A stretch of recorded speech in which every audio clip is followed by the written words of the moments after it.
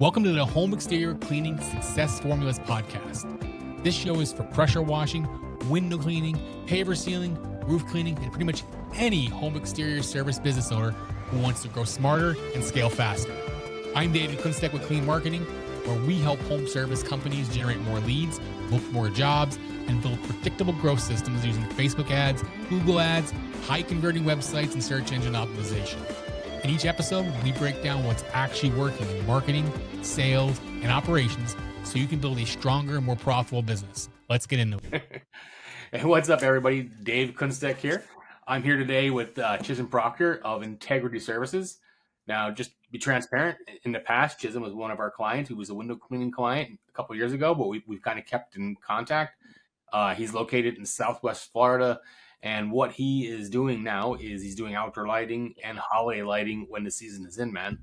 So what's up, Chisum? How you doing? Doing good, thank you. Cool, man. Cool. So just to get things started off, what I want you to do is if you can give us a quick, snapshot of your business, where you're at, what's going on.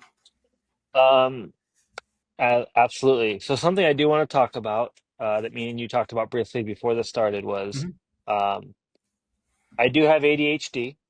I have Oh yeah. suffered with depression. I know not everybody in all industries deals with the same thing, but it's kind of nice knowing what somebody has while they're going through all this. That way, if you can relate, awesome. If you can't, don't worry about it. Um, But, you know, as someone with ADHD, I know I have to be more sensitive with food, sugar, caffeine, drinks, everything. Um, so with that, um, currently I'm in transition. Um, like David said, I started out window cleaning in 2012, and I concentrated on window cleaning and exterior cleaning and Christmas lights. About 4 years ago, my wife and I moved from Boise, Idaho to Southwest Florida. And during that time, I got into paver sealing. Window cleaning's always been my bread and butter just because it's super simple to do. Once you know how to do that, you can always fall back on it. It's very simple. But then I also opened my horizons up to like outdoor lighting, landscape lighting, permanent holiday lighting. And I I don't know. I'm enjoying getting involved in bigger projects, bigger tickets as well. Yep. Um, but to me, lighting is just such a cooler thing to me personally. Some people will always stay in window cleaning, and that's awesome. But yeah, so I was introduced to landscape lighting about 2 years ago. Kind of funny actually. Um, on my truck, I was at my first ever Naples Christmas light job. Um, and to be honest, I started window cleaning ads with you guys, and Yep. then Yep. and Remember then that. transitioned those ads to Naples for holiday lighting. So my largest and first Christmas light job from Southwest Florida actually came from your guys' ad. That's cool, man. I Um, appreciate that. I didn't know that. and the job was they did Halloween and Christmas lights, and it was a total of $25,000. Wow. Uh, See, every time I hear that, I feel like I'm in the wrong business. oh no, well, see, here's the thing. Southwest, I would say South Florida Mm-hmm. dominantly, but Southwest Florida in particular might have the highest prices. Like we might have the biggest tickets in the US, like overall the area. Oh yeah. Yep. And the reason why I believe that's possible is because we people make up for the lack of the holiday by putting out lights. And so they have no problem like going crazy, like wreaths, bows, garland. It's everybody wants the Hallmark house here. Yeah. Yeah. Yeah. Except you don't So get the snow down there. exactly. Well, that's what I'm saying. They make up for everything, the cold weather, the snow. So they go crazy. Warm white lights is very popular here. We wrap tons of palm trees. Um, but basically, I was taking down that big house, and I had permanent lighting on the side of my truck. And she goes, "Oh, you do permanent lighting, like the lighting in the ground?" I was like, "Sure." So I was reaching out to people like, "Hey, I'd love to get into this." Somebody asked for a quote, and that was the first thing. And ever since then, it's not it's not as quite as cut and dry as window cleaning by any means. Oh yeah. Some people just stick fixtures in the ground and walk away. Some people make an art out of it with the lighting and the shadows. Window cleaning is pretty cut and dry. You may use different tools, but you're cleaning a window. You might do post construction, but most people, window cleaning is window cleaning. So I've been learning outdoor lighting for like the last 2 years, and I've done a few. Thankfully, my first big outdoor lighting project was with one of my Christmas clients, and it was $14,000. So I'm learning that there is more money and just more enjoyability with lighting for me.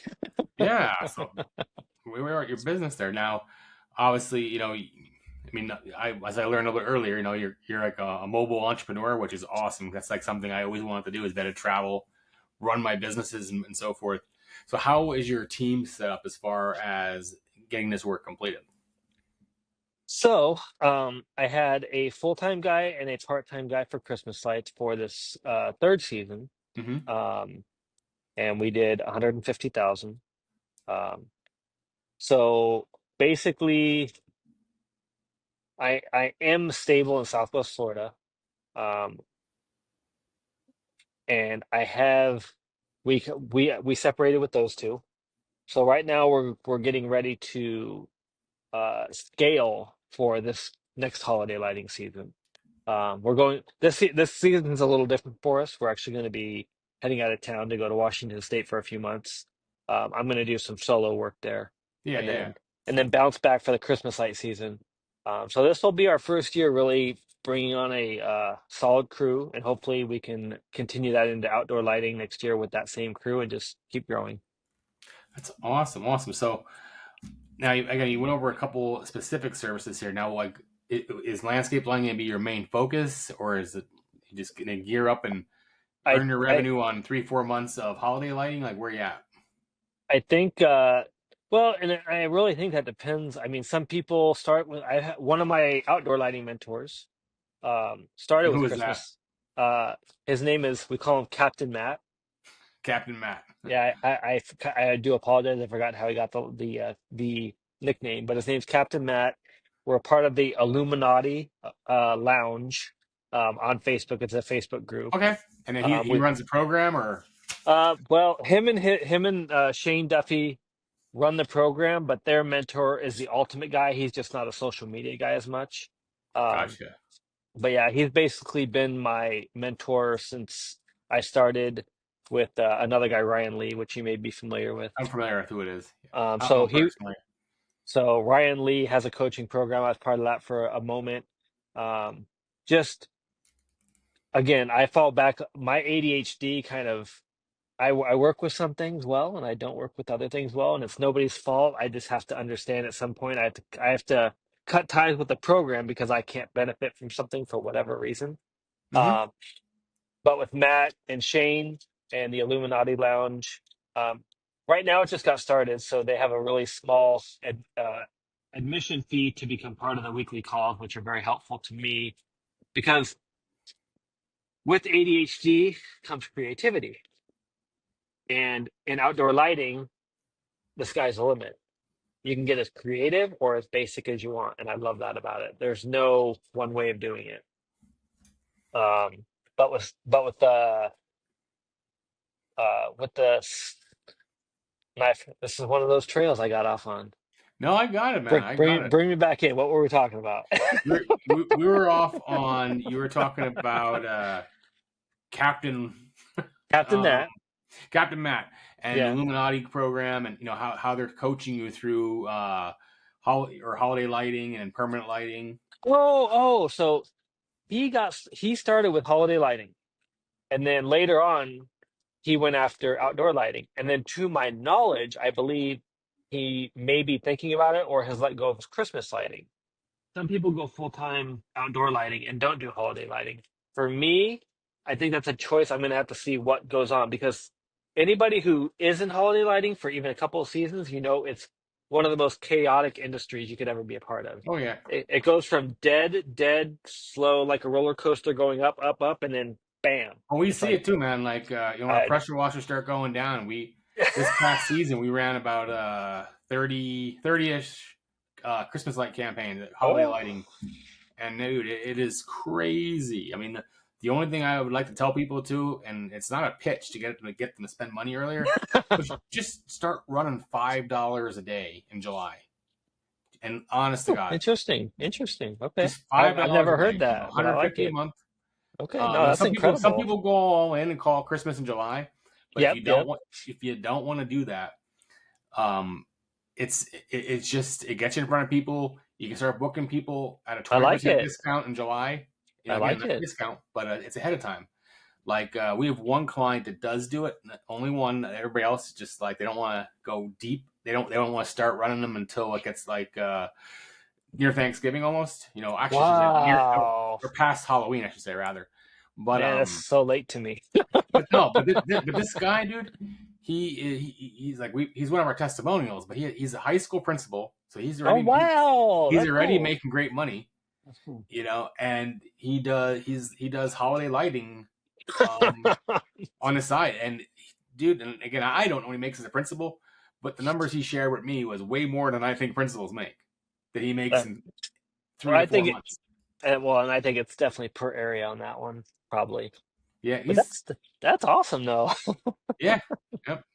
So his side, I mean, he loves what he's doing. He loves working with the children, but at the same time, man, Oh, he dude, that's it just I think more principals or people in that position like need to take a cue from that. yeah. And the thing is too, and this is why I loved it is being an educator and he's used to speaking. He probably gave me the best testimonial we've ever gotten, just because he's Oh used to that kind wow. of a stage presence. Oh wow. I do like the Yeah, $5 a month though. That's or $5 a day. $5 a day. Yeah, $5 a day. I think Start it in July, man. Start it in that's July. very smart.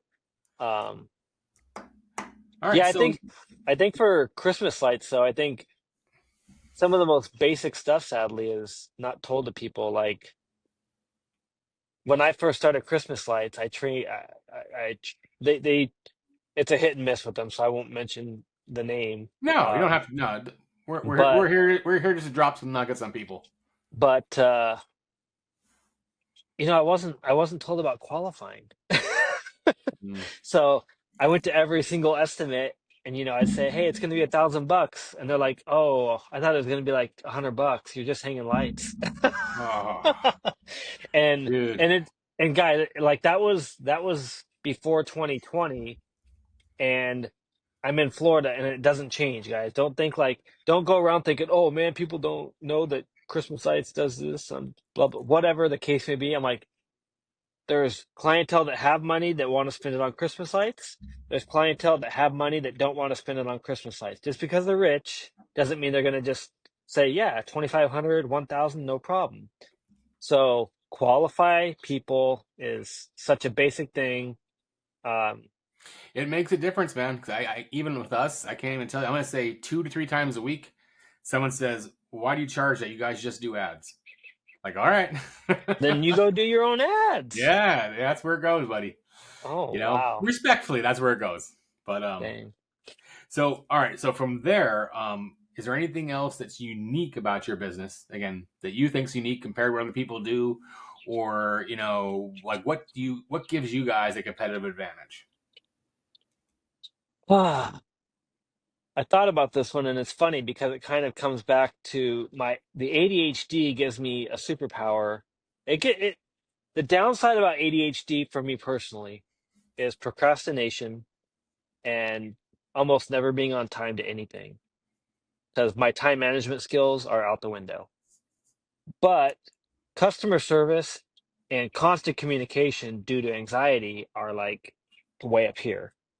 So to me, that's become I've learned to take advantage of that. Mm-hmm. Like I have actual text in my phone that I just hit two letters and a text pops out.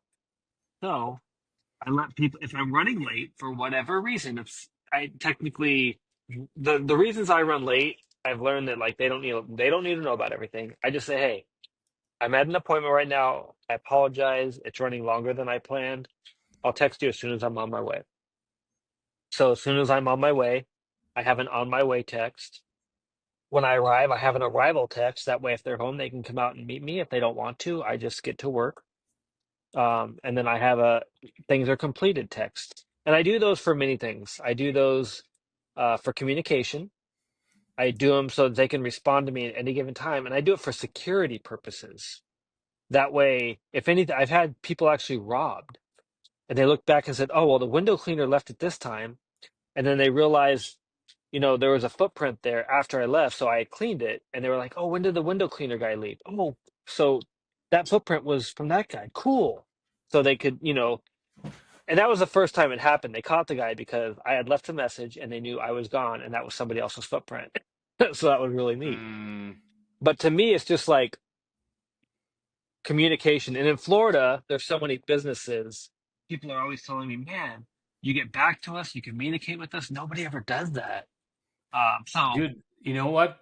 That makes such a difference. Like a friend of mine, he's a Marine veteran, and his daughter's coming up through the ranks, and she wants to join the Air Force, and he just posted the other day. Does mm. anybody know of an Air Force recruiter that will call us back? We've tried three, Oh, wow. and no one is calling us back. Wow.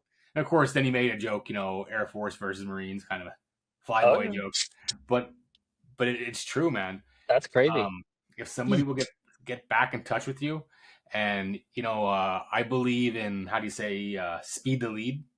Oh, You know, gotcha. Yeah. lead comes in, man, and if you're not on top of it, you're calling the next day, and Yeah. then you're telling us the leads are bad. I'm like, they're not bad. Yeah. They're not bad. It's speed the lead, Yeah. and either you need to do it yourself or you Hire need to pay someone. for automation, Yep. something. Yep. Um, so communication is amazing for people. And then my other superpower is um like I got it from the book from Ritz Carlton. Let's see. There was a book that they put out, and but basically it's about their customer service. And I have learned that I need to be crazier than everyone else. So for Christmas lights, a lot of people say we'll be out there within 24 to 48 hours. As soon as I get someone's like, "Oh, my light's out," I'm like, "Okay, I'll be there on the way home." I've stopped at people's house at 3 a.m. just to fix Oh, something. I have a client in Myrtle Beach, North Carolina, does paver sealing, Yep. and he uses a VA, sort of like you do. Yep. And him and his wife that do all the quoting have the Find Me feature on their phones, on the Apple Oh, phones, yeah, right? yeah, yeah, yeah. And what they did is they gave access to their VA, wherever their VA is at, and he takes all the incoming calls, right? And since all they do is quoting, whenever a new quote comes in, he looks to see where they're at, and he'll talk to the people and be like, "Hey, Bob is only about 6 miles away from you. Ah, nice. He's and it looks like he's finishing up his quote. It's okay if he comes over in the next few minutes, the next half hour, whatever it is. Like he seems that, I don't know, somehow they keep their VA in process of where they're at and what they're doing. They have some kind of communication channel, but literally they take the call and they always say they're a few miles away, and they get like in person fast, and his conversion rate is insane. That's awesome. No, stuff like that, that if not everyone's doing it, it's the best thing to do. Mm-hmm. Yeah. Well, think about that, man. They'll be there. They'll be there shortly, right when they're interested. Oh yeah. No, like that's why I love on-site estimates over phone call estimates. Yeah, and that's a hard thing to get through to people, man. Like we again, like when we're in peak season, man, we're doing ads for anywhere between 100 and 150 people at a time. It's kind of nuts around here. But I hear every story and everything that doesn't work, everything that does work. I see what works in one market, doesn't in another. It's like it's pretty crazy. On-site estimates? Everything. Well, some people do. Oh, Some people do them on site. Some people do them by using satellite. Some people by phone. Some oh, people yeah, only use yeah. messenger or text. And by far, again, it's the most time consuming. But in person, by far, is the highest converting. Um, Well, the thing I would, to me, the thing I would argue, and it's not even an argument in my mind, just personal experience. mhm. On-site estimate does things that no other estimate can. First, if you have any type of attractive magnet or some type of truck wrap or vehicle wrap, people get to see it from the time you leave, go there, and come back. That's a So really good that's point. So that's advertising. So if you ever, because I don't have a wrap on my truck right now, and shame on me, but if you've ever thought about it, I would absolutely no brainer do an on-site estimate every single time. Qualify them if you have a qualifying statement to make sure you're going out there. And I learned the other things from Brandon Vaughn when he did his soft washing company in Oregon. Um, when you get out there, you're doing the estimate. He had 3 packages to my knowledge. The first package, the lowest package, was what they called for. The second package is as you walk the house, it's everything that you think they need from a professional recommendation. The third package is the ultimate package. It's everything you offer. So, and everybody knows that statistically people go for the middle package. Yeah, we do the So, same thing. We have yeah, I call it good, better, best. We do yep, there bronze, you go. silver, gold. Yep. So when it comes to SEO, when it comes to not so much websites, but when it comes to SEO or Google ads or Facebook ads, bronze, silver, gold, and I'm gonna say we're probably 60% silver on everything. But and it's not for that reason. But the thing is, like, if you like with us, if you get a basic ad package, it's basic ads. You know, it's not that they don't work, but for what's able to be spent, that's all we can really produce for them. You know, Hmm. where again, it's just the name of the package.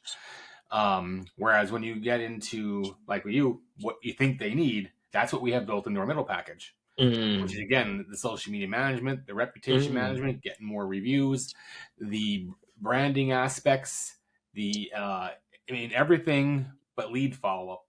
Like we'll do the actual lead follow up in in what we call the gold package, but and even then it's not like we're calling them. It is going to be automated.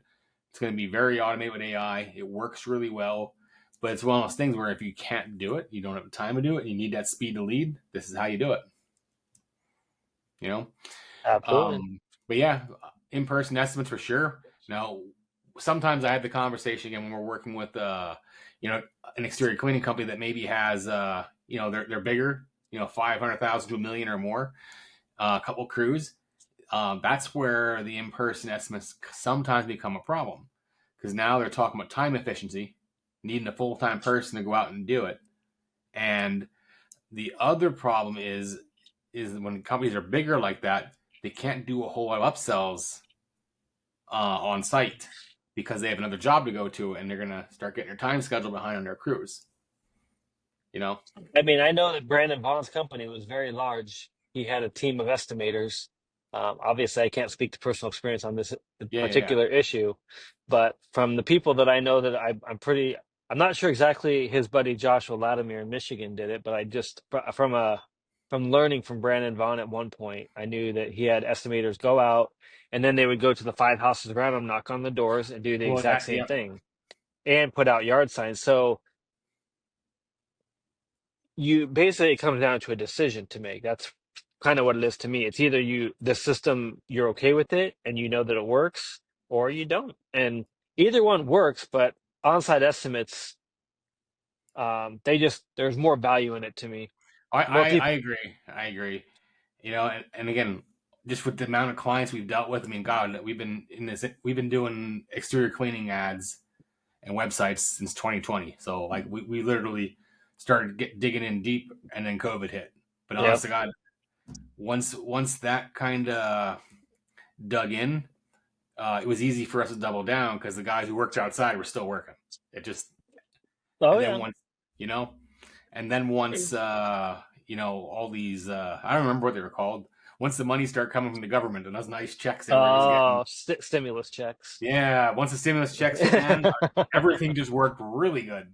You know, because people were trapped at home Oh and yeah. they had some money coming in, and it was a good time, man. The numbers we've seen from our clients have been hard to match from 2021, 2022. Just because it was like the perfect storm for exterior Mm. cleaners. Well, Oh yeah. um, so again, we're gonna backtrack here just a little bit. Yeah. So, what's the story starting your business? Uh, Interesting. So, um, I'd say my first job was a busboy at Chili's. Wow. Um, Basically, my mom was a server at a restaurant in Idaho, Chile, so she basically got me the job. Once I got into that industry, I kind of bounced around from restaurant to restaurant for a while in my late teens and early 20s. Um, my mom and dad were apart at that point, but my dad, when I was younger, was a entrepreneur. What did So he do? he was in cleaning products. He Some people may remember it. It was in Target for a minute. It was called Turbo Wash. It hooked up to your hose and cleaned your car. It was in the 80s though. Um, and then Hmm. he tried to work on something else. He sold baseball cards. He sold Pogs and Slammers for a little bit. Um, so he was an entrepreneur. So basically, I tell my parents I got the entrepreneur from dad and the customer service from my mom because she was really good with people.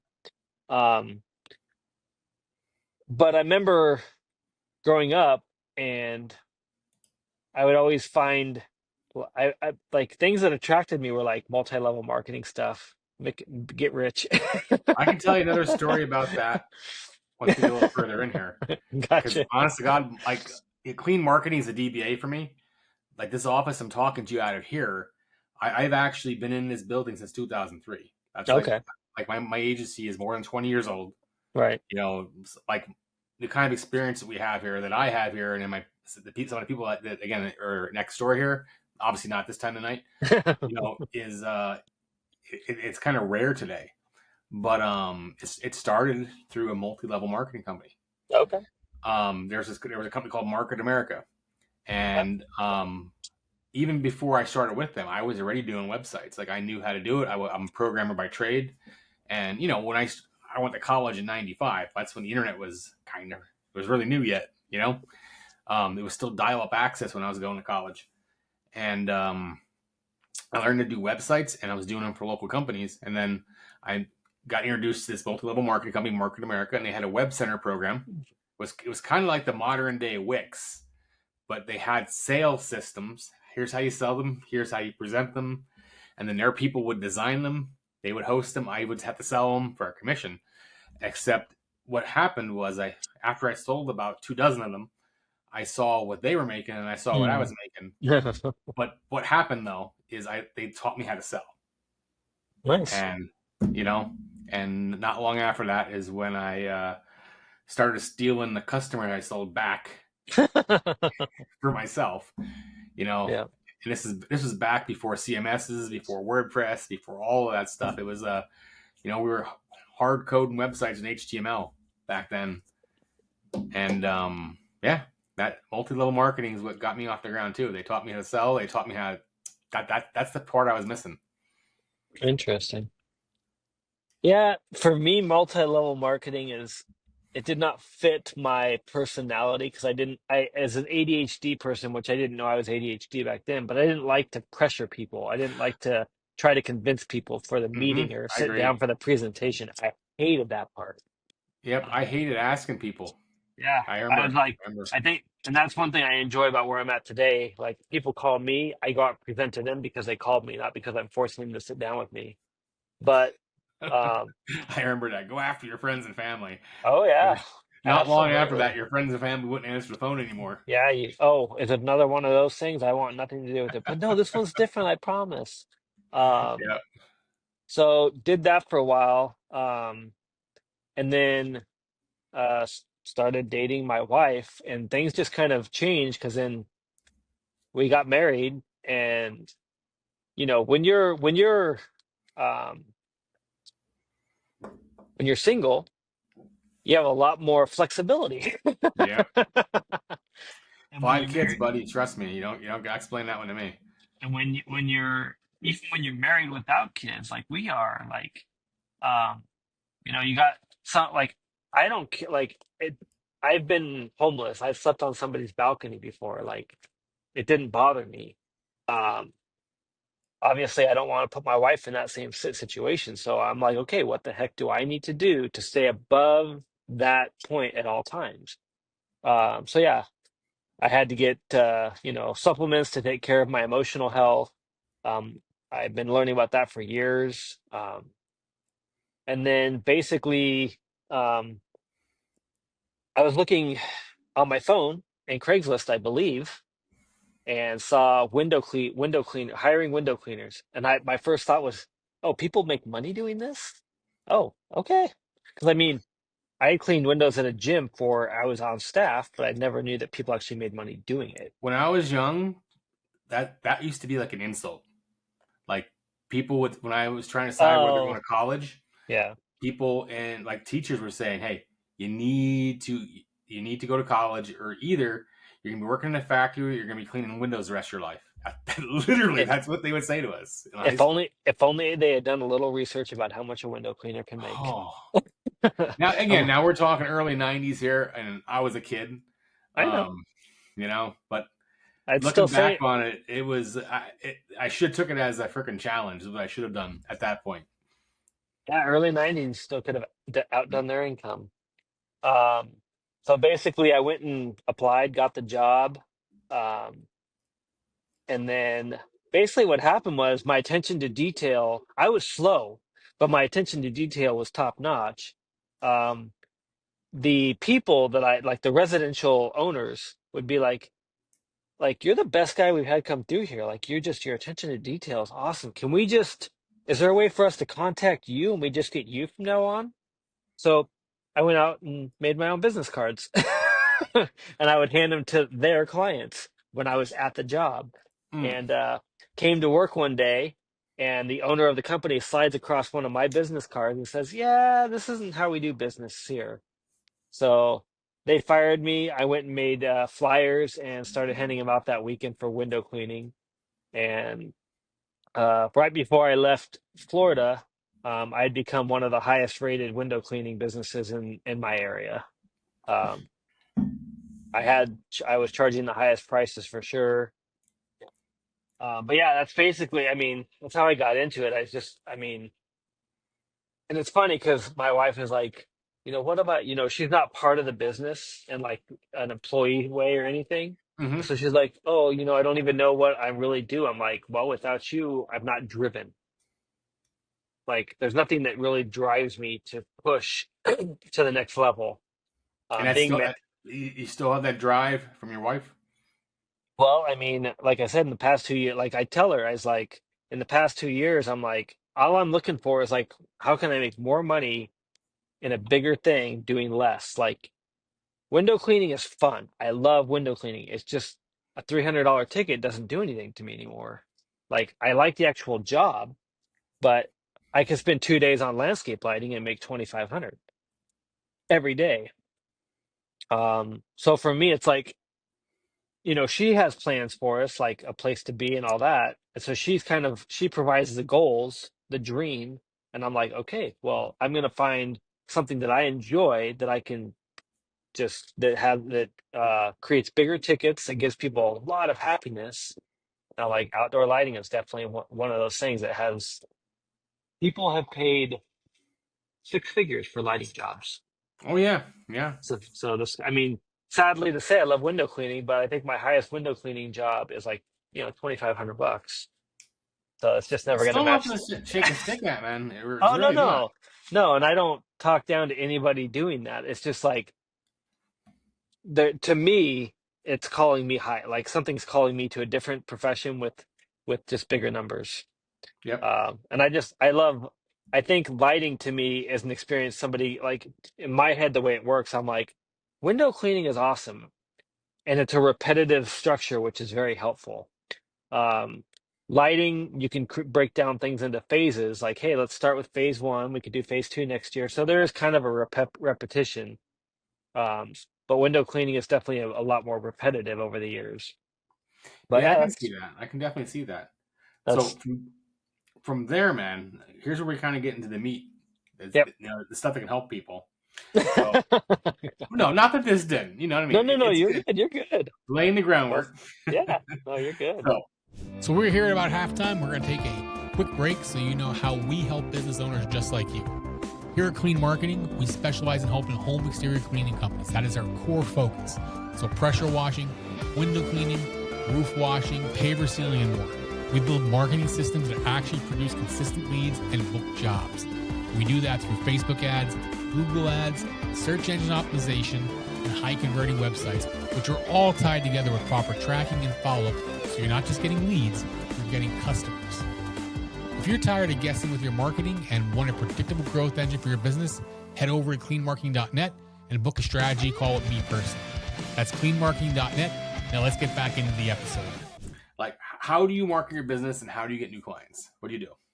Okay, so let's just be honest. Prior to doing Facebook ads, starting with you guys, um, I just worked every client for a Google review and built up my Google profile.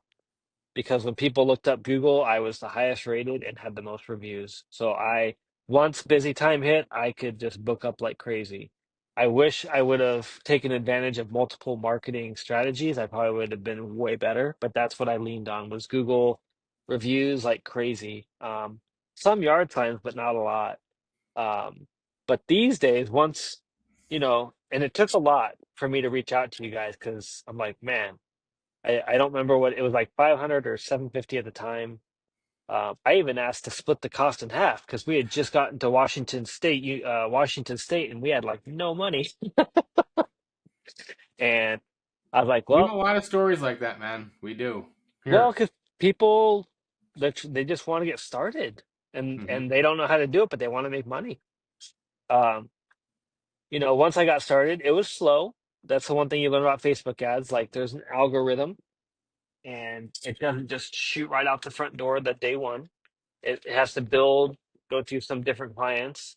But the one thing I did do was, um, you know, talking to people and just saying, uh, well, without getting off track. So Facebook ads with you guys, um, and then I had a magnet on my truck. So when I went to someone's house, if a neighbor was watching, they would come over and say, "Oh, hey, how much? Can you give us a quote when you're done?"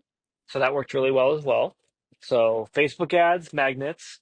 When I went to Florida, um, Facebook ads and yard signs. I still have yard signs that I didn't use last season.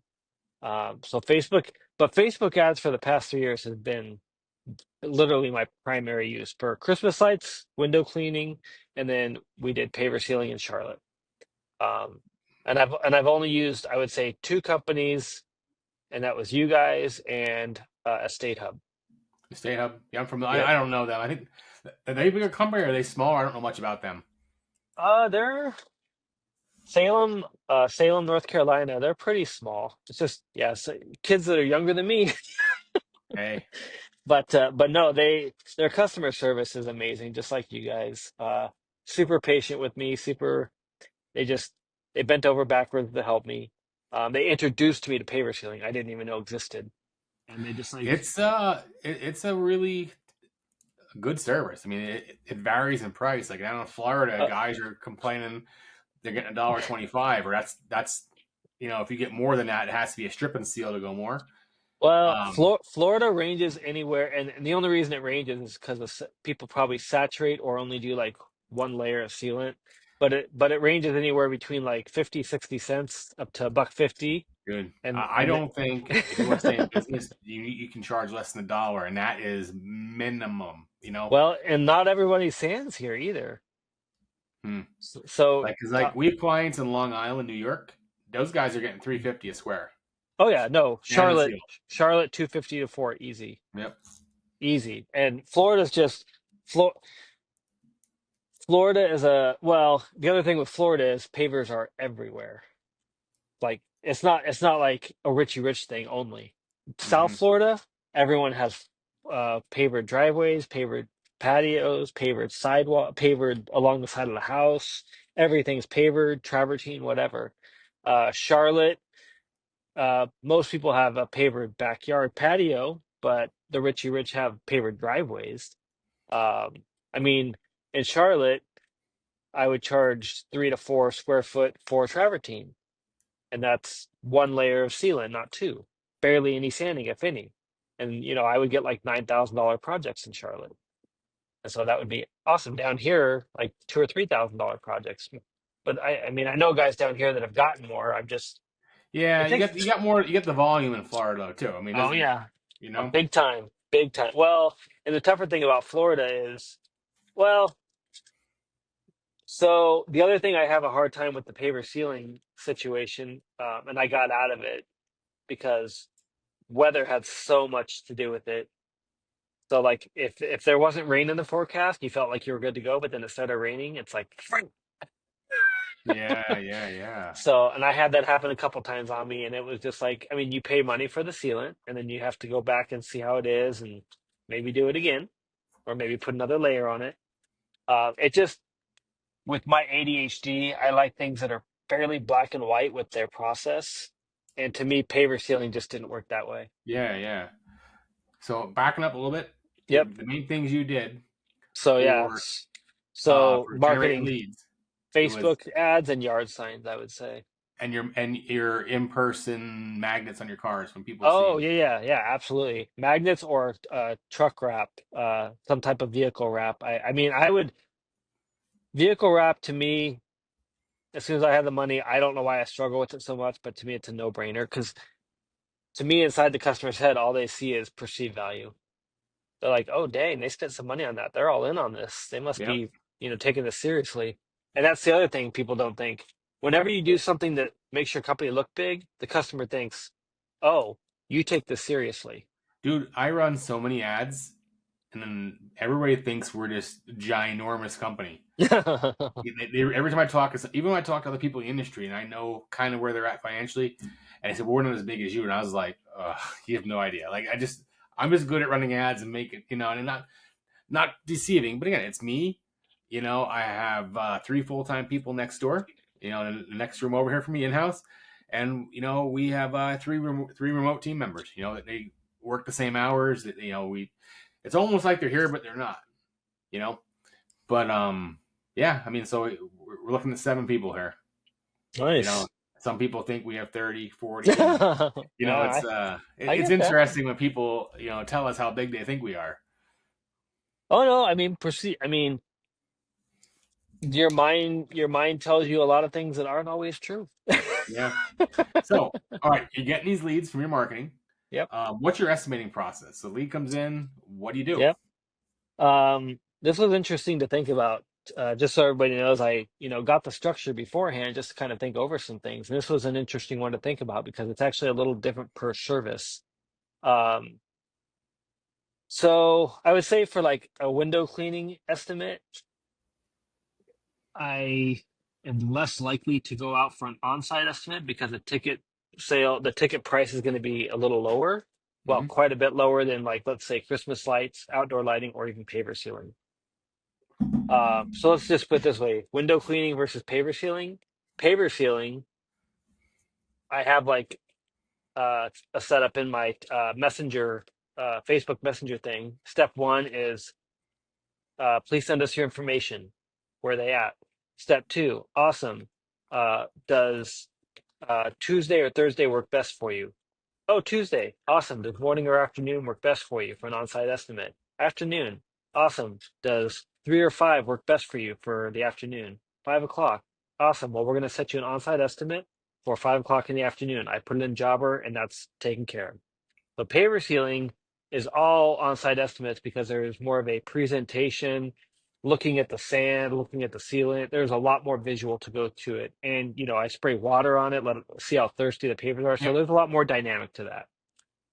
Window cleaning, um, if you're really just pushing window cleaning, I would still like if you keep your area close, I would recommend all on-site estimates based on the stuff we've talked about. Like you're just going to get more value for that. But if you want to keep it over the phone, I would just say we definitely need your information. Look up the house, get a square foot. Anything under 3,000 square feet, I ask if they have French windows, storm windows, or if they live by the water. If they don't have any of those going on, and they're under 3,000 square feet, I'm pretty safe to give them a rough quote via square feet. I say, well, based on your home and the information you've given me, um, I'll quote between 12 cents a square foot and 14 cents a square foot in a text message and say your price will be between this and this. And I say, but I will confirm your price before I begin the project upon my arrival. And my goal is that I'm being friendly, but I'm also making things very clear. See, I like that. Now, because again, it's not solid. It's not like a contract, Nope. but it's based on what I can get from you. Yep. Between it's going to be between this and this. Yep. We'll confirm the details in person. Do you want me to come out? Is this a project if it falls in between here that Yep. you're interested in? Yep. That I actually do like that approach. Well, for me, it gives me wiggle room, and if I'm dealing like almost never had anybody. They're like, yeah, I'm totally love that. Especially if they've been referred to me, then it's an easy one. Well, referrals are slam dunks. You can trust. Like it's almost it's hard to screw up a referral. If you did, you were getting greedy, but because you thought it was a sure thing. That's true. That's true. So yeah, with those, that's my window cleaning approach. And for like, I have a price range for exterior. I have a price range for inside, outside. Um, when I get there, when I was working with you guys in Washington State, two big things that I always upsold was screen repair and gutter brightening. I remember that. Uh, 'Cause nobody else does. Nobody else we work with does screen repair because they just don't want to be. They don't want to deal with it. oh man, I just charged $20 a screen, and so if they came out, I would just and these are little things that it would be fun to coach people, and it's crazy. But I would just grab all their screens. I would look at them all. I'd say, "Hey, I want you guys to come out and look at your screens. These five have holes in them. It would be this much for these. But I'll be honest, once I redo these screens, your old screens are going to look really bad. And I'm not like trying to push you guys, but these are going to look black and nice, and these are going to look musty and dirty, even after being cleaned." And they're like, oh, well, how much is it for them all? And I'd basically do with a price minus one screen for all of them. They'd be like, let's just do them all.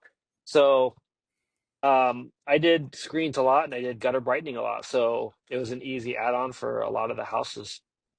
But That's cool. Cool. So, as far as the tech behind your estimating, how would you do? How do you do your estimates? so I would use, I think at that time I was using Mark 8. Okay. I like Mark 8 for simplicity, for window cleaning especially.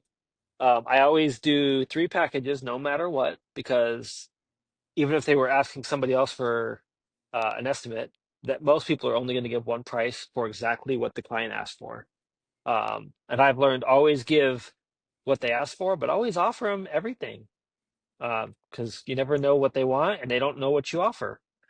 Yep. I So feel like if you're doing concrete and you like again you're doing flat work or any kind of concrete yeah, and you don't drop a line item on there for concrete sealing, you're leaving money on the table. well, big time, because even with paver sealing, I would I'd go to the job. I'd see their back patio was pavered, but their front yard was concrete, like their driveway was concrete. And I would say, hey, I can do your paver sealing for this much and your driveway for this much on the same day. Oh, okay, cool. I wasn't even thinking about that. Yeah, but my packages are basically for window cleaning. It's pretty simple. I keep it simple. Basic exterior window Mm-hmm. cleaning, and the nice thing is, I've learned how to quote this without being there if necessary. So, exterior window cleaning, I put a price. And then in the description box underneath all packages, it says add standard screen cleaning, $5 each. And so, standard means a window, not a sliding glass door screen. So, I like words count, man. It's crazy. The other one is add standard window tracks, $5 each. And that goes in every box. That way, I'm not accountable to those. So, if they want those, and I get there, I can be like, "Oh, did you guys want your screens and tracks cleaned too?" They already know how much they cost, so that I don't have to go around and count those. Yep. So you were using Marquette. What are you using now? Well, because I do lighting, I do jobber. Jobber. I like Jobber. I do. Well, it to me, it's a very everything is very simple and smooth. Yeah, I feel like Deposit, Marquette has better follow up systems. And yes, just for me being inside of it, yep, so sometimes like with some of our ad clients, they let us in their Jobber, they let us in Marquette oh yeah, to help them with the automations or yep, to facilitate you know uh, sending their leads there. I mean, one big thing again, a lot of people don't do this. Again, it's a minor service for us. It's kind of foot in the door, but I will tell you the missed call text back. If you don't have that in place, that's a big deal. oh yeah. And That's no, that's like anything that you can let the client know they've been taken care of on any level is amazing. yeah. All right. So that aside, you got in this a little bit. So you got landscape lighting now as a primary. I mean, window cleaning again. I'm sure if the right one came along, you can still do it. Well, Um, honestly, I believe I'm still going to build a team of window cleaners because when it comes to customer service, I think one of the things I'm still going to do is after a landscape lighting job is completed, I may even give them a complimentary exterior window cleaning because yeah. we're going to do some dirt Yep. and when's going to happen. And one thing I've learned even way back when I started was leave the property better than when you came to it. I And like that. I like that. ultimately any like, oh well, that's a waste of money. Oh, you'll hear people that will say, oh, you charge for everything. I'm like, you can. It's your business over there. My business is right here. Stay out. Yeah, I get it. I get I that, man. mean, I get I'm 44. I'll be 45 this year. I just learned that everyone has an opinion about their business and everyone else's, and you got to learn to like be cool, man. That's awesome. But for me it. personally, um, especially if someone's wanting to like blow up and they're not known yet, dude, throw some nuggets out to those clients. Hey, uh, we're off, we're gonna clean your windows. We're gonna check for some screens, make sure everything looks good. You don't have to tell them about this at all until the very end. But yeah, if you come across two screens that have holes in them, switch them out and say, Yeah. "Oh, No. this is a $40 value or $50 value. We went ahead and just did it complimentary just because we wanted to make you guys look good. We didn't ask for your permission, but you're also not being charged for it." And then they're like, "Oh, if you do things like that on every job, it's killer." Yep. Like, No. People appreciate all those little stuff, especially you're not nickel and diming them, and yep, it's the whole under promise over deliver. Completely. absolutely. Well, and yeah, you don't have to charge for I mean, the thing is, if you're charging good up front already, then little things like that aren't going to hurt you anyway. Correct. So and you can break these up. And again, we want to go through how you price your window service, how you price your landscape lighting, and how do you do your pricing for your holiday lighting. So Okay. start with the windows. Windows, the basic I would say is 12 to 14 cents a square foot in and out. And That, that that is that's how that. you price windows. Yep. Yeah. It's interesting. I've never heard that before. Most people are like by pane, I by used to. window. I used to do it by pane, but I learned that after a long time, because when you do it by pane, like window cleaning resource, Chris and Alex Lamborghini's one of the biggest window cleaning supply people. Mm-hmm. Um, when you see their map of breaking all the window panes down, it gets crazy. Like that's why whenever you go into the square footage area, you have to have kind of a perimeter, like under 3,000 square feet. That way, they're probably not a custom build for the most part. No French windows because those will get priced individually. No storm windows because those some people don't even like doing storm windows. Um, and if you're by the body of water and whatever, like if your backside of the house is facing like a lake, that backside is probably all glass or a lot of glass. And that's when you go out, you do an on-site estimate, and you may have to start. You probably do more of a per pane count, And what was your uh, what? It was per square inch or per foot? square foot. By So square foot. like a 2,000 square foot home for me, outside only, would be probably 200, Hmm. and then That's I would charge, interesting. and then I would charge additional for screens. And does that price include inside and out, or just that? Nope, that's just outside. Inside, outside would be like uh 250, 300. All right. Um, Cool. but I So also how about offer 30-day rain guarantee, which almost nobody does.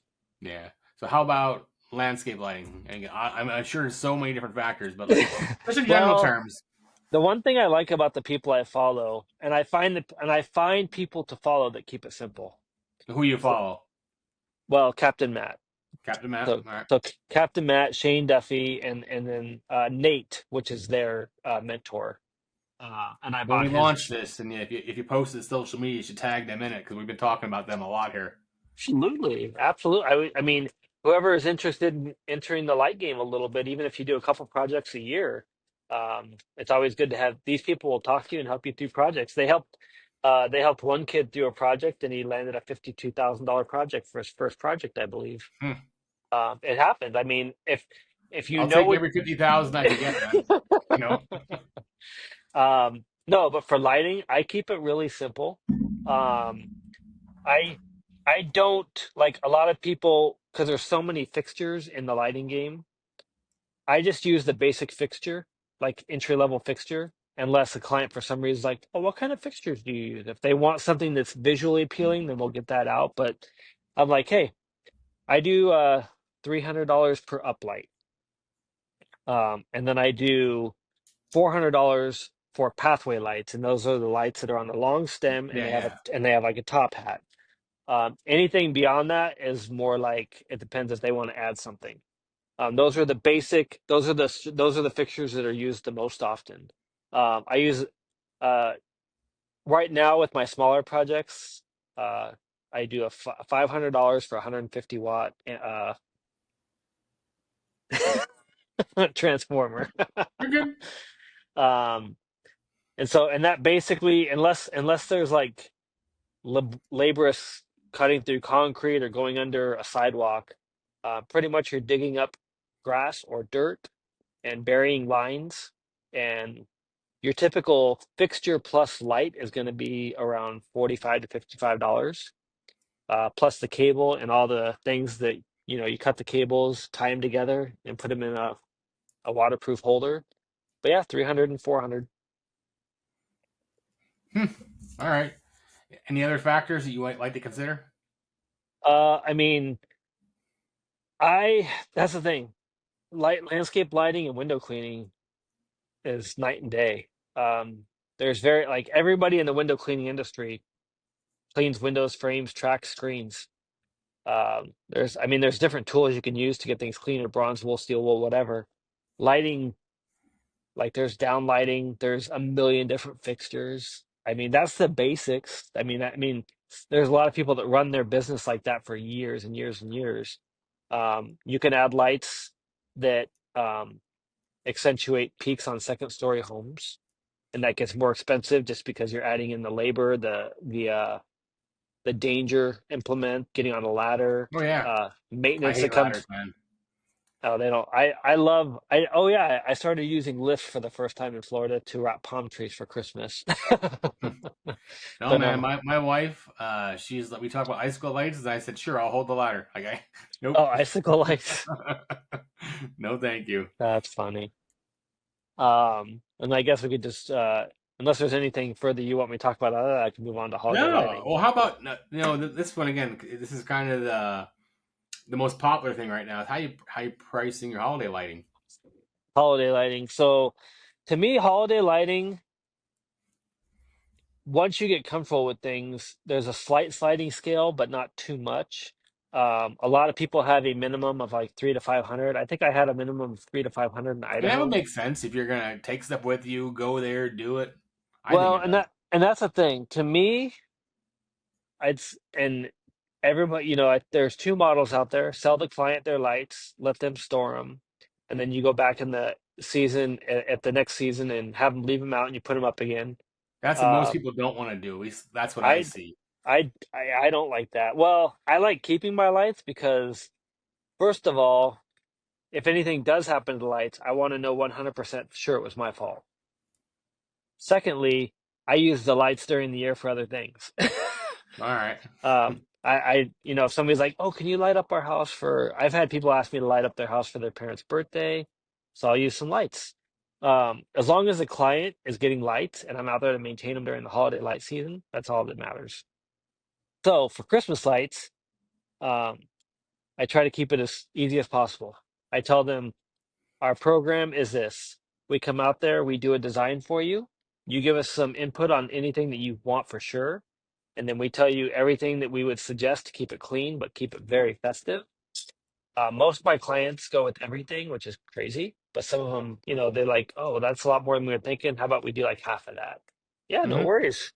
Um, so yeah, we tell them they can do a 3-year plan, and that includes free installation, which means we don't charge them a ton up front. We just break it all down to the same price every year. Or they can do a 1 year, and that's a higher price.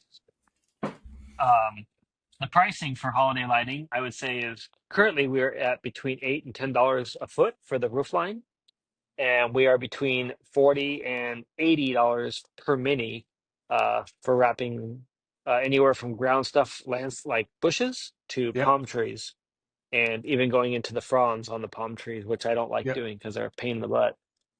Um, and then there's a lot of other stuff that you can do that we've gotten into. We've gotten into spritzers, which is like basically stuff that you kind of set up on your own. You put those in trees and Hmm. fronds. We do those at 150 a pop. And then I think the other thing that we do the most is ground burst, basically things that you stick in the ground, and they have like a tree of lights. We charge, I believe, 125 for, or no, 75 just because they're not up in the air. So I think those are the four most popular things that we do besides wreaths and garland. Cool. Cool. So on from there, like out of everything you've been doing, like what would you consider to be your favorite job you ever did? Ah, well, our first job that we landed down here was my favorite job until last year. All right. Well, just because it made such a big difference. Like they did Halloween, so all the large royal palms were in purple, and all the small stuff on the ground was in orange. So it All made right. it was really cool. All the people in the neighborhood drove around and watched it every year. And then we took all that down and put everything in warm white. So it's just really nice looking. It was really Hmm. cool. Um, but over time, they would call us for maintenance calls, and what would happen is they would plug their stuff into our stuff, and it would short it out over and over again. And they just didn't listen to us. And we'd say, you can't do that. You can't do that. But they just kept doing it.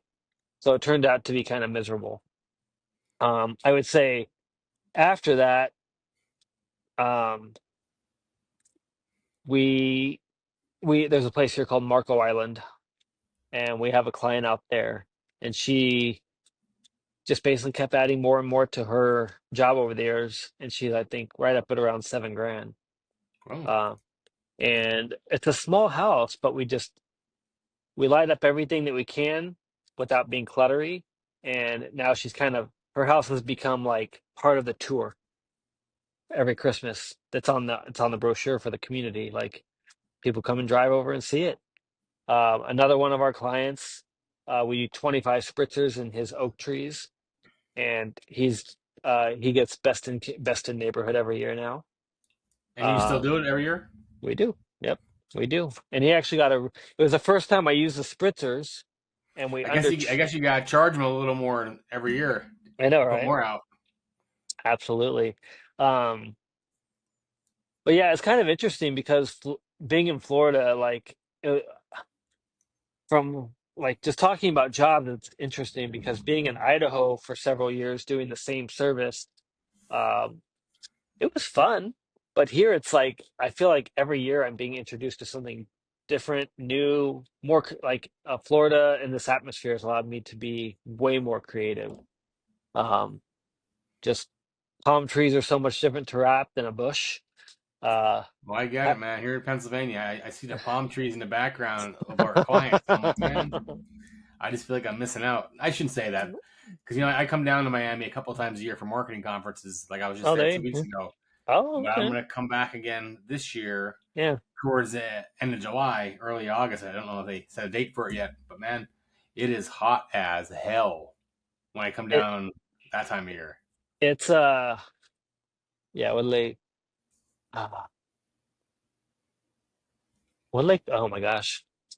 Can't even think about it right now. But yeah, it's moisture. Humidity.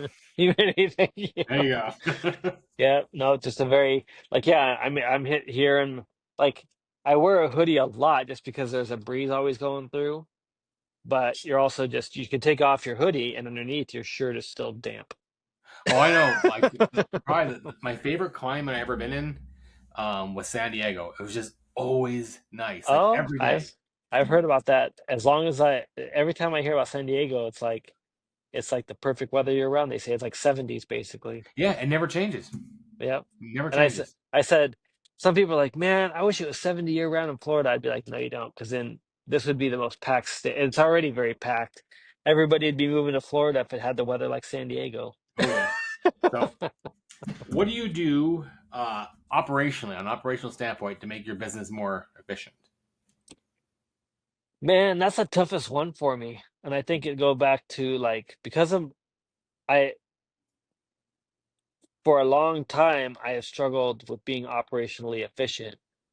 Simply because anybody with, I would say, true ADHD, it's really hard to sit down and organize your business on your own. I always have to. I'm working with the coach, and that's one of the main things is building systems. Obviously, you're not really going to scale much without systems. That's just bottom line to me. You can scale; it's just not going to be very fun for your employees if you Oh don't yeah. have anything scaling or organizational.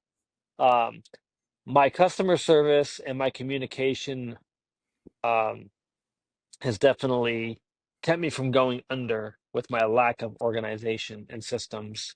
Um, but yeah, that's one thing I have hired a coach for is to help in that area. So that's, I would So you're say, saying your coach is what helps make you more operationally sound, especially in the processed. future. I mean, in all honesty, I mean, there's basic elements like I will say this, there's a lot of people that text message their quotes to their clients. I see it all the time. I'd say CRM is the easiest dang thing you can get to make yourself even somewhat reputable looking. It's crazy that more people don't know about CRMs. Um, Now, most popular ones again, Jobber, I'd Markate, say I'd say and there's a couple Jobber other ones out there. Market, House Call Pro, even the customer factor is still going. It's not nearly as popular anymore. I'm not But familiar with that one though, myself. I yeah, it was. I mean, it's not promoted at all, barely at all. I think well because they captured a market back in the early days when none of these other ones were really around. Um, and they don't change their price. You get everything for the same price. It's like 45 Yeah, bucks for where everything. Jobber and Markate, the more you want, it keeps Oh going up. man, I've Jobber. I seen. mean, sadly, Jobber is not cheap. And they place one of the basic functions on the top tier package, which is text messaging feature. I'm not a fan of that Well, part. Not a fan. from a business standpoint on their side, I see why they do it. But No, see, I'm the opposite. I'm like, why would you make the most basic feature of our time part of the? That's to me, putting a feature in the top thing is like, man, that's a really cool feature. I don't need that, but man, it would be helpful. And to me, text messaging is like, that's like taking phone calls, charging people to take phone calls on their CRM or I don't know, something just basic to me. Like it doesn't make sense to me. It's their business. Obviously, it's not hurting them, yeah, but it's just one of the things that's always bothered me. Markate, it's part of their functionality. Like you can't respond to like the customer can't respond to it in Markate, but Markate sends text messages out. So it's part of their so basic one function. way.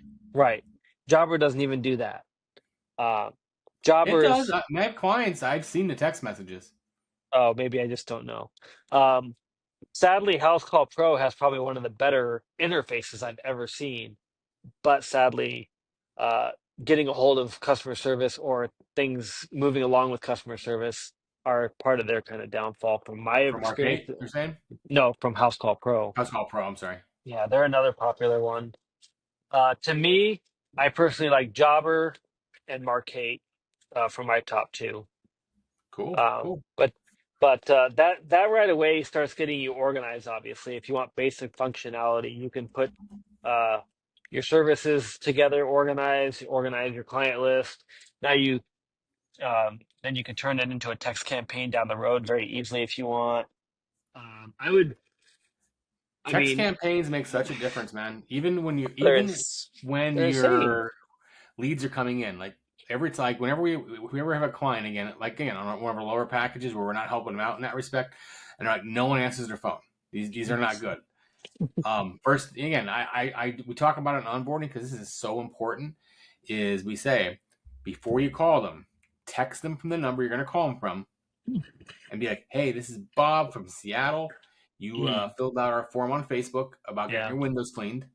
I'm going to call you in about 2 minutes from this number, or There at you the go. least from 5 cent area code." And literally, the answer rates go up 75 to 100%. Oh, absolutely. Because like even That's with actually us, man, I don't answer the phone for anybody. nope, not anymore. Not my cell phone. Now here at the office, I will. Yeah, I hear you. But on my cell phone, if I don't recognize the number, I'm like, nah, I'll wait to hear. and then they'll leave a Well, message, and then I'll text them back.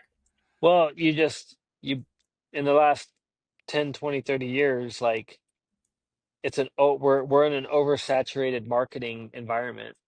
And so all the cell phone companies sell their information whether they tell you they do or not. And so people get your phone, and if you're a business and you put down your phone number anywhere, those people sell it. So yeah, I I mean, know. Just like Facebook says they don't listen to what yeah. you're talking about. Oh, they do all. Honestly, Zuckerberg he'll deny it till the day he dies. But Oh, he's I don't know how many times I've had a conversation with people about and then something, or and with then my ad kids, and then an ad and then I pops up. started seeing ads for what we were Yep. talking about. Oh no, yeah, and I mean he's full of poo poo. We all know that. It's okay. Like he's got Either that, or he really is told that. You know, nah. I don't believe you don't that for think? 1 second. No, he knows exactly what he's doing. It's a legal thing, I'm guessing. Like it's like deny, deny, deny. There a lot of legal people tell people to do that. It is what it is. Um, So we're here at about halftime. We're going to take a quick break so you know how we help business owners just like you. Here at Clean Marketing, we specialize in helping home exterior cleaning companies. That is our core focus. So pressure washing, window cleaning, roof washing, paver sealing, and more. We build marketing systems that actually produce consistent leads and book jobs. We do that through Facebook ads, Google ads, search engine optimization, and high converting websites, which are all tied together with proper tracking and follow-up, so you're not just getting leads, you're getting customers. If you're tired of guessing with your marketing and want a predictable growth engine for your business, head over to cleanmarketing.net and book a strategy call with me personally. That's cleanmarketing.net. Now let's get back into the episode. All right. So from there, in your eyes, again, we're going to do both sides here. okay. What's worked well in your business, and then we're going to follow. Or actually, let's start with what hasn't worked well, maybe how you fixed it, and then what has worked well. So what hasn't worked well out of the gate? I thought about this. That's crazy. Again, going back to ADHD, can't do door-to-door marketing, even though it might be have the I highest can't either, R. man. I It can't has either. it might have the highest ROI in all of marketing, according to many people, just because it's the easiest. It's free. You're going out there day one and doing it all day. You're gonna bound to get someone within a couple of days, and that'll just trigger something. So, but I can't do it. And Nope. oh, When I was in college, I applied for a job at the Rainbow Vacuum Company. Have you ever heard of them? yeah, yeah. And then they gave me this 8-page script, and they said, "Learn this." And I was like, "What am I You taking can't phone do calls?" that. I'm like, "Nope, you're gonna go knocking on doors." And I tried. It took me No, 2 days, and I was like, "Sorry, guys, I don't mean to waste no. your time, but I can't do this." Well, and the thing is, like I said, if you're not ADHD, you'll never understand some of our downfalls and how they point us in better directions for us, but ADHD is interest-based nervous system. So if we hate even anticipating a failure. Like if we know it's coming or even 50-50 chance, it sucks. I And know. I avoid conflict for that reason. I don't see like I know I go to an estimate and I love it because I know they might not do it, but I'm invited there. So it's already a win in my book. Now I'm just going for the second win of actually Hmm. closing the job. Um, let's see. Not work for me. That was when I was looking at that question, that was a tough one because a lot of things I don't even try because I have a lot of procrastination in with ADHD. Um, I say the things that work best for me are things that I can hire out, Yeah. like marketing, or things that I can do with text messaging. I don't like getting on the phone, people, and doing cold calling. Can't do that. Yeah, one of the things people say to me generally when I ask that question I just asked you is I hear trying to do everything myself. Doesn't work. My Oh, apologies. well, here's the thing. I guess that's a really good place to start off with, though. Um, if you want to own a job, try to do everything yourself. If you're trying to build a company, that's the wrong thinking right away, anyways. And that's something I had to think about because somebody's like, it's about who, not how, and Yep. that's a book. And that's one of the things that my mentor pushed me to get a VA. He's like, okay, so you're not going to do these things, right? I said, either I'm not, or it's going to take me a long time. He goes, okay, then how do we get this done? He goes, well, I need someone that I can call to tell them to get it done. I said, he goes, so you need a VA that you can call, give them instructions, and you forget about it. I go, yeah. He goes, okay, you need a VA. That's just how it goes. Like, there's some things that you have to accept you're not going to do, you can't do, or it's better that someone else does in order to get it accomplished. Yep. And that's That's called how it is build, here, man. but that's Like called building a even here, business. I try to do everything, and I don't anymore. I should say I used to. That did not work, and I kept trying and trying, and and then you also have that transition period. Again, we've had this here too, where again I'm doing our sales and marketing. I'm the first point of contact for most people here because I'm talking to them about it. Figuring out what package works out. But at some point, they're like, "Where's Dave?" And it's like, "That's not Dave's job." And sometimes it's like when when I hired an operations manager like we have now and an ad managers like we have now. It was a hard transition to say you don't get to talk to me anymore. It's not because I don't like you. It's we can't grow our business if I'm the only one that is talking to you, reporting to you. It was just something that was what we had to do. Oh yeah, no, that I mean, and I think the fast, like, obviously wisdom says the faster that you scale, the quicker you don't have to stick around that position and get used to it and get stubborn and can't change. Because obviously we all know that the more comfortable you get for a longer period of time, the harder it is to get uncomfortable. Oh yeah, Um, so I mean, no, if you're I get it. sticking in a spot where you're trying to do everything yourself and it keeps going that way, the harder it gets to even look at delegating. And I've heard many people, oh, I just can't, I just don't trust people. I'm like, you've been doing this for a while the same way, haven't you?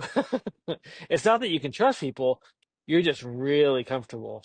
And then when you get uncomfortable, issues obviously happen and you have to find ways of dealing with the issues besides just cutting it off. Oh yeah, 100%, It's man, 100%.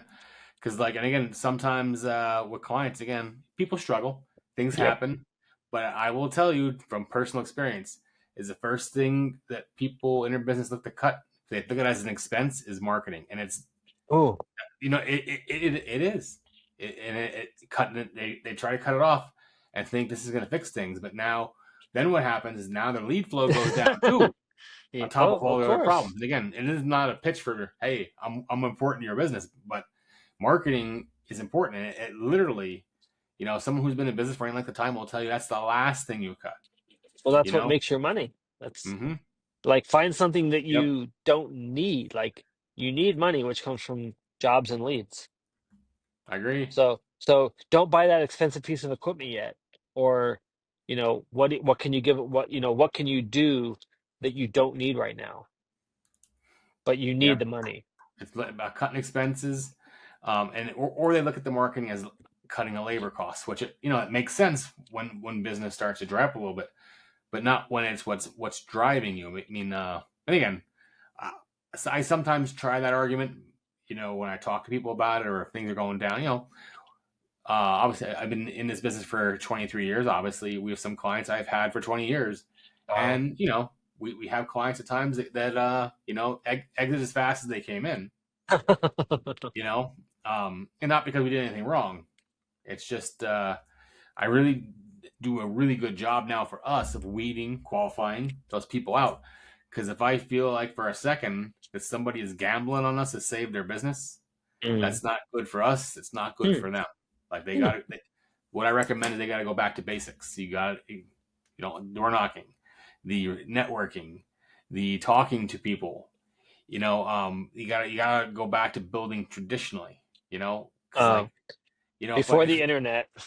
yep, well it's true, man. Like I mean, there was a point in Mm. time where I would work with anybody, and now Oh, we're of just a little more course. specific. Of I we course, just absolutely.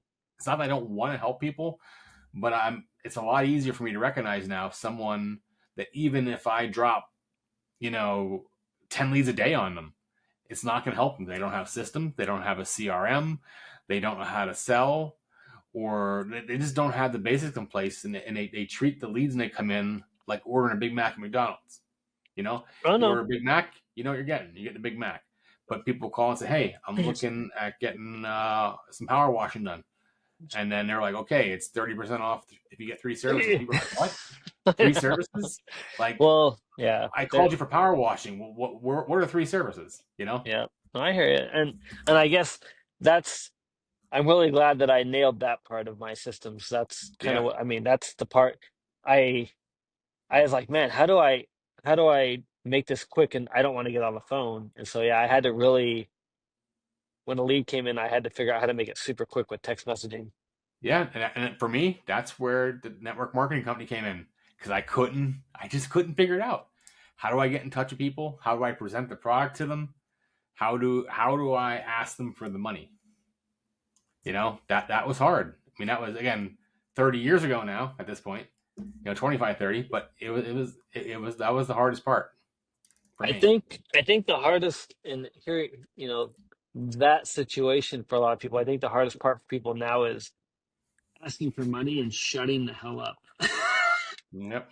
It's like, hey, so we have, if it's window cleaning, we have what you asked for, or hey, we have your exterior plan, we have your interior exterior plan, and we have this everything plan or a plan with house washing. Um, we take cash or check. Which one fits you better? Which one would you like to move forward with? And then, and yeah, it's going to be uncomfortable, but you got to Cash, learn to, please. And then I yep, was never that's, here.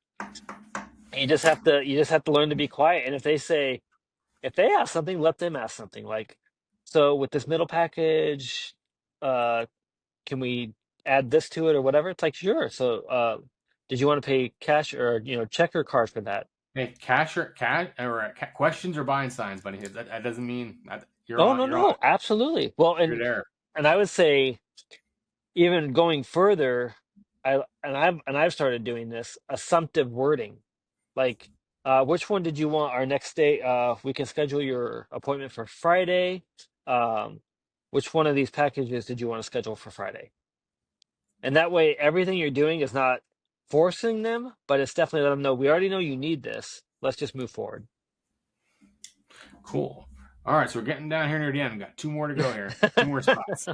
So for you, uh, if you could highlight your biggest win and your biggest loss in business.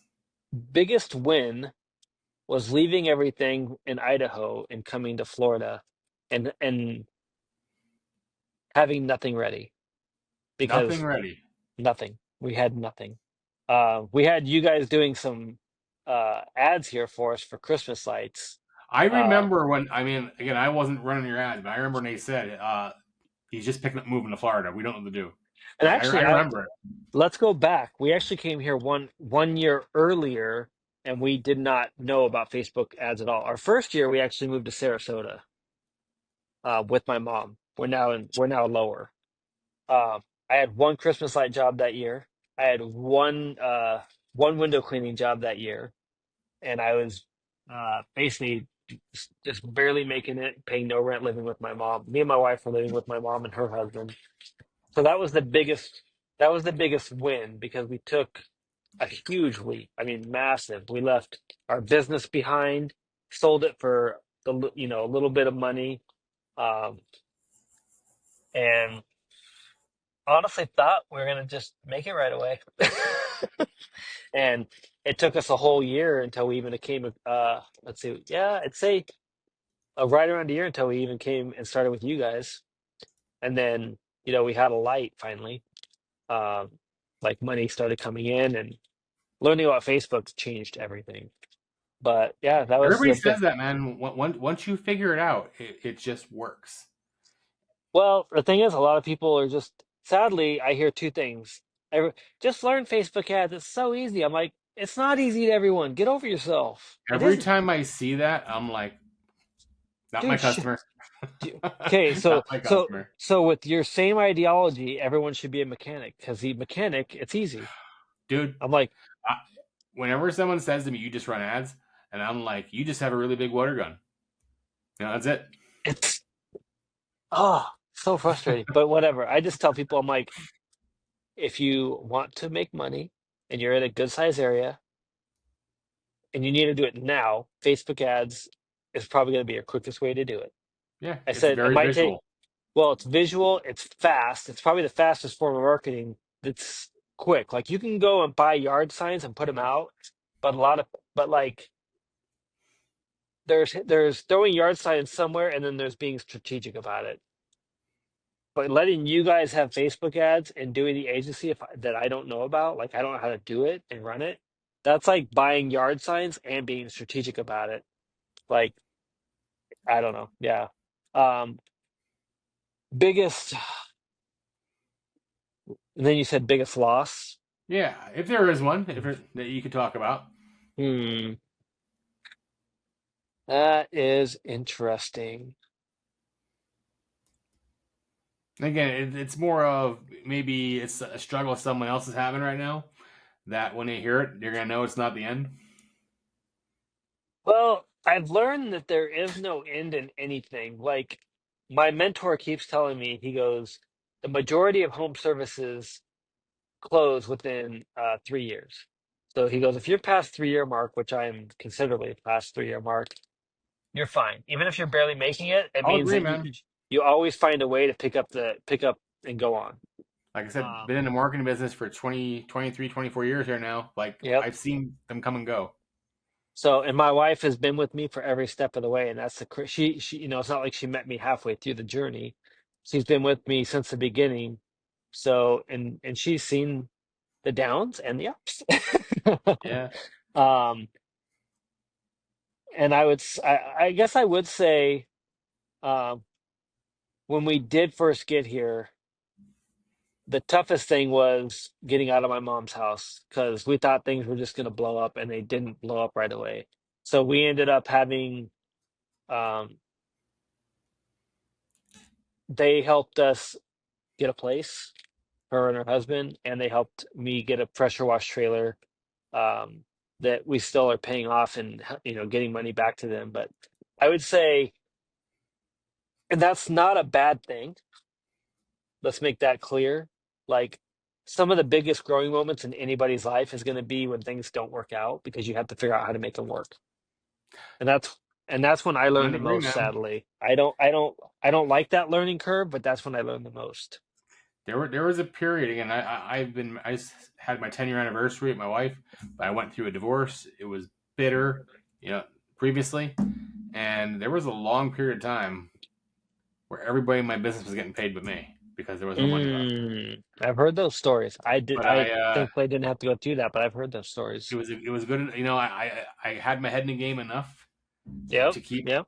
things afloat, but it just took some time until I got the drive back because again, a divorce, man. I mean, it happens, but dude, it's even if you want it, once it happens and there's kids involved, it's like mourning a death. It's only, and it's not even a mourning, but that's the only thing I can equate it to. It changes everything in your life. Haven't been there, so I can't speak on that, but Yeah. I will take your I'll take your I words. wouldn't recommend it. I Oh wouldn't no, recommend it. don't plan on it at all from my end. The only other thing that comes up for me for a big loss or a learning lesson is living in Florida. We have hurricanes, Ooh, and yeah, yeah. and when uh, I yeah, the year that that we were working with you and we switched to Christmas lights here, um, was Hurricane Ian for us. I remember because even I didn't even get to come to my marketing conference during that Okay. period because like Doral and Yep. the areas we go to, it was completely flooded. The Well, we airport. we were in Cape Coral at that time, and um, we were evacuated, and we went back to my mom's house for a little bit. Um, and we were calling people that were considering moving forward with us for Christmas lights before.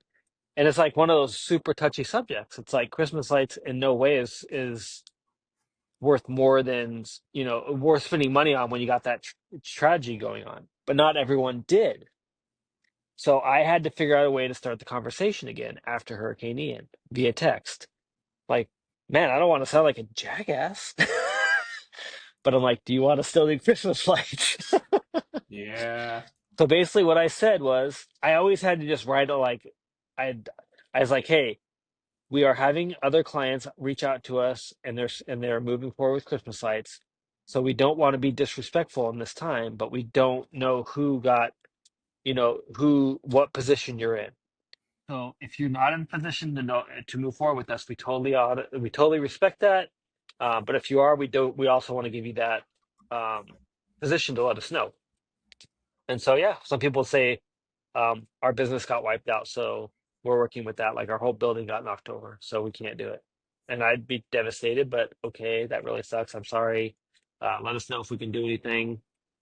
But other people will be like, "Yep, we're good to go. Like nothing happened to us. Let's go." So I mean, it's kind of like a tornado. Like it hit some people and it didn't do anything to other people. Mm-hmm. So, Nope. but and That we had and Yeah, we we don't had to get that kind of stuff here, man. I mean, right, we just don't like. The only thing we get here is the occasional blizzard, right, and yeah. it's not often, but that's it. But I'd say the number one lesson I learned, and me and my wife talked about this today as I was talking to her about some of these questions, was it's so crazy. If a guy called me and said, "Hey, I have a $50 million mansion in Miami and I have a $50 million mansion in Naples. I want you to come out and quote them both for like outdoor lighting and permanent holiday lighting," I'd be stoked, go out there, we'd talk and do something. But scaling a company like terrifies me because I'm dealing with people other than myself. Yeah, I And get it. it's like I don't want to let them down. And so to me, like if I were to tell getting started and making moves, don't be fearful. Like that's the biggest thing I think in my life because I love taking on big projects, especially when I see all in the chats, people are always like, is that like, do you have the equipment for that project? Well, do you have any experience with that project? Well, you should find someone you can work with. I took on two huge lighting projects for my first projects here. Never had used a lift in my entire life. And I'm not gonna lie, I sat in their backyard where they couldn't see me and I cried for a while. I was I'm not like, laughing at you, but I was just like, I don't know what the hell I'm doing. I'm like, how the hell am I going to get up that 40-foot palm tree? I don't have a ladder for that. That's insane. And I tried some treesy wrap things that went as high as I could go, 20 feet. The client texted me as they were leaving. They're like, "You're going to go higher than that, right?" And I'm like, "Oh yeah, I'm just trying some stuff out here real quick and see what works." And in my head, I'm like, finally called a colleague that I had met in town. I was like, "Dude, I need a lift. Where do I get a lift?" He's like, "Oh, here." I went and got a lift and things, worked out eventually. But I'm like, man, if I would have, I had to learn that on my own. It was crazy. wow. So on from there, man. We've been talking for 90 minutes here. Yep. There's lots of nuggets in here. So, any kind of parting advice for new prospective business owners, people are thinking about getting started? Like, what lessons would you tell them to hit out of the gate to avoid some of the stuff that you've had to go through in your years of business? Ah, I would I would find a coach that you're compatible with if you are really serious about building a company. And who is your coach again? My current coach is Andy Wild. Okay. Um, I feel really bad. I don't know. I mean, you can just search Andy Wild on Facebook and find him. I think it's wildcoaching.com. Okay. Gowildcoaching.com actually. Go wild. Go Wild Coaching. Um, but the biggest thing is if it's not clicking to you and you just like, I've read me and my wife have both read text and forums where a guy will say, "My wife doesn't think there's any money in Christmas lights." And we both look at each other and we're like, we laugh because, well, obviously people put up Christmas lights, so that's like a no-brainer. What she's afraid of is that you're not going to make it. I mean, so I mean, I think a lot like if you're familiar with Alex Hormozy, Yep. I love I what have his book sitting. Yeah, his book's right here. I was here. We got oh, I believe you. I live by this guy, but I probably look at this book once a week. Oh no. I listen It's to just so good. he's one of my favorite authors to listen to on Yeah. Audible because he's so down to earth.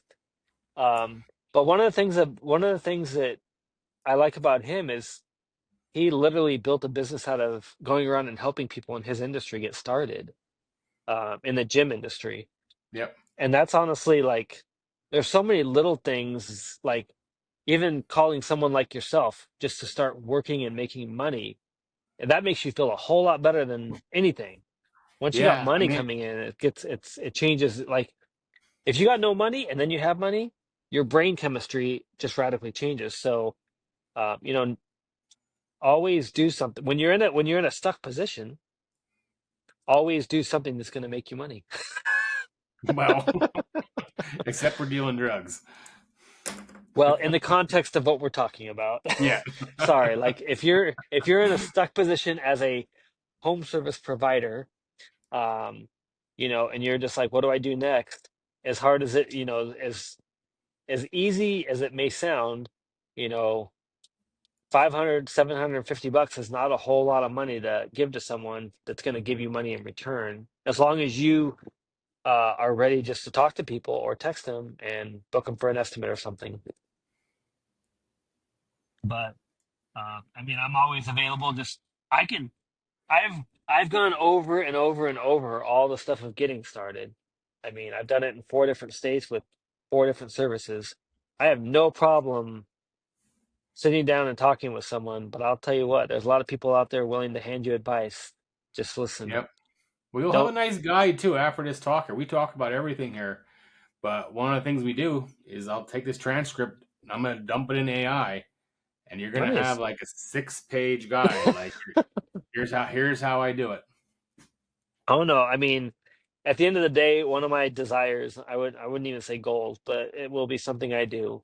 Um, I love, like I said, I love the transcript, the structure of the podcast that you sent me, because it's like, man, like this is a lot of simple stuff that people just, if I laid all this stuff out on paper or even in video modules and people signed up for it, this alone would help people kind of just get out of the Oh, we will, and basic. that's my whole goal. Again, we're not real Yeah, big yet with the podcast, yeah. but I have a feeling by the time we get to episode 20, 30, and we have like 30 of these stories and all this knowledge, it's going to be like a looked at resource.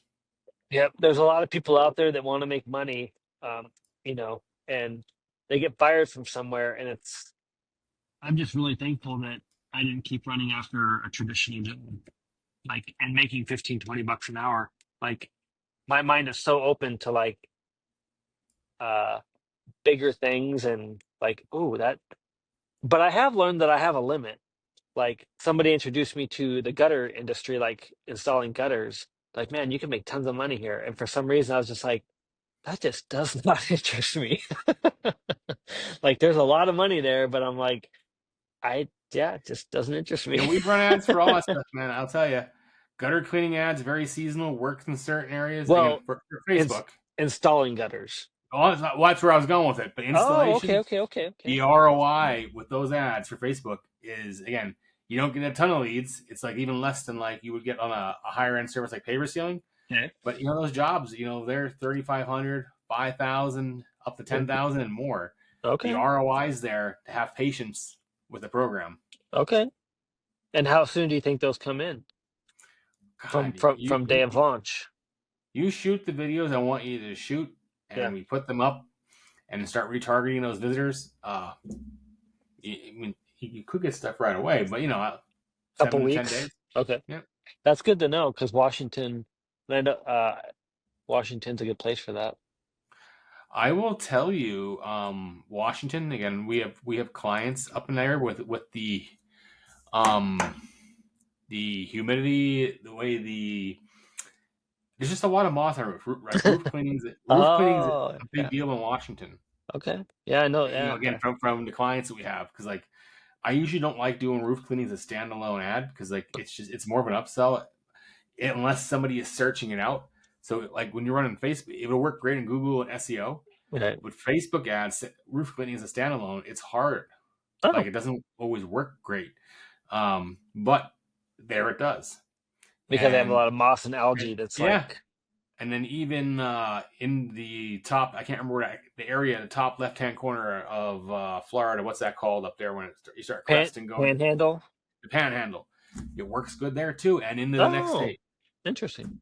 Um, Do you have but any not paver everywhere sealing? else. Do you have any paver sealing clients in Washington State?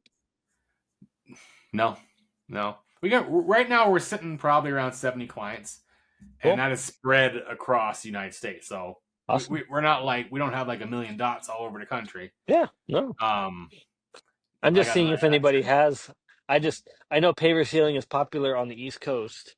I haven't heard any news about it in Washington State. I'm sure they have pavers. I just don't know of anybody over well, there. they're. I used to be in tune with the numbers. Okay. And the reason why I was in tune is we actually did Trident's marketing for 3 years. Oh, Yeah, so that's the network I'm a part of.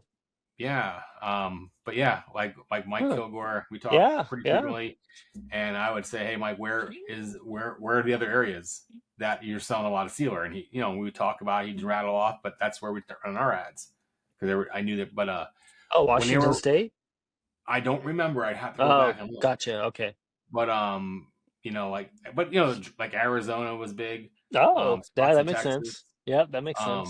up and down the coast here, pretty much anywhere. If you look on their page where they're running their trainings, anywhere they're running their trainings is kind of a hotbed. Oh, that makes sense. Okay. But yeah, we used to put those together. Like, and they watched us do it for 3 years, and again, it was fine parting. It was nothing like that. It's like they saw what we did and it worked, and systems were built, and I kind of saw the reason why when the contract was up that they didn't really need us for that anymore. They kind of want to. They're doing it internally now, but Oh, yeah. the ads and the systems are like what we did. Like I can Gotcha. see them, but yeah. So like I said, I used to have a really good beat on where that stuff went because we were actually doing their marketing. Right on. I didn't know that. Yeah, but cool, man. Well, that's all I really got. Like we haven't. I know we talked a little bit in the early days, but it was good to catch up here, man. It's been an hour and 40 minutes here figuring out where you're at with your business. It seems like you're positive. Things are moving in a positive direction. You got over a lot of challenges. It sounds like over this amount of time, Well, and I think one of the coolest compliments I got when I left Idaho was from a friend of mine who had $1 million window cleaning business. yeah. And he literally is like, man, just to walk away from everything and going and starting something completely new. He's like, you got some balls. Well, dude, business takes it, dude. It just does. I mean, there's a number of days where I'll be here in the office and man, there'll be a fire, or Facebook updates something and totally f's everything we're doing for everybody. Like it's like Mm. it's like when there's a snafu on Facebook or a database disconnect or they change an API for one of our tools. We don't have to fix it for ourselves. We got to fix it for For 70, 80, everybody. 90. It's and oh, Wow, I you didn't think know, about that. Wow. yeah, trust me. Or again, like we use CRMs like High Level to do our to dispatch or text See, marketing and other stuff. And what do you think about that CRM? I mean, we use it. Like anytime you talk or text us, that's what we use. Like that's like I'm not just drinking. I'm drinking the Kool Aid. Like I'm swimming in it. Well, Like is it's it what do you think about that along with home service business? um it has to be set up right, and like Okay. we've set it up for people, but where the challenges comes in is they if they don't follow the process we put in place, the Ah, lead gotcha. flow. Okay. If we put in a how do you say if we put in a follow up flow Yeah. and then somebody buys, and again because our system High Level does not know they bought. People keep getting follow ups on that quote. Oh, so Like I'm sure you're familiar with Responsibid. yeah, yeah, So I like response, Responsive too. I've seen it. well, it Yeah. obviously sounds like it does it changes the follow up when somebody buys. The thing is, that but their quoting system is somewhere else. Where when you Hmm. have a system where if the proposals were getting done in our system, and somebody bought, that would end it. Okay. It's just they wouldn't go back. Yeah. Or I don't know. It's really good, but you gotta be proactive in your business. It's not good for someone who's not proactive with their leads. Okay. Hmm. You know, Gotcha. like we have a couple clients who don't even do automatic proposals. They do literally have an e-document or a Word document, and they write it in when they're on site, and Oh. like so we don't do that kind of stuff for those people. But I'm not saying it couldn't be used. I mean, there's a solution that I seen out there that somebody had built for High Level, like a snapshot that hooks into the House Call Pro. I forget what it's called. Oh. I've seen the ad. Yeah, I've seen the inside of it a year or two ago. I It's like something machine. I can't remember. I know there's a Um, guy, Spencer Belinsky, I believe his name is, and that's who it he's is. That's who it is. oh, okay, Like gotcha. I don't know him personally. Well, Um, he sent me it on in Messenger, his whole video thing on YouTube. Like he has a video uh instructional video series that goes through the whole thing. yeah, like again, I don't have any experience with it, but I've heard good things about it. But cool, man. All right. So thanks for coming on. I really appreciate putting this kind of time in. Again, I was only expecting 45 minutes to an hour. Here we're an hour. We're closing in on 2 hours here. Yep. So, but thanks, man. And again, if anybody needs help with any of the things that I've talked about, by all means, reach out to me. And Chisum, he's an open book. If there's anything, I mean, I see you giving advice in the forums all the time. And I'm sure you wouldn't care if somebody hit you up about something we talked about here. Nope. Cool. All right, man. Thanks. Thank you, David. Yep. Bye-bye. Bye. So that wraps up this episode of Home Exterior Cleaning Success Formulas. If you got value from today's conversation, make sure you're subscribed and leave a review so more business owners can find the show. And if you're ready to grow your home service business with real marketing systems, including ads, SEO, and a website that actually converts into customers, visit cleanmarketing.net and schedule a strategy call with my team. Thanks for listening, and we'll see you on the next episode.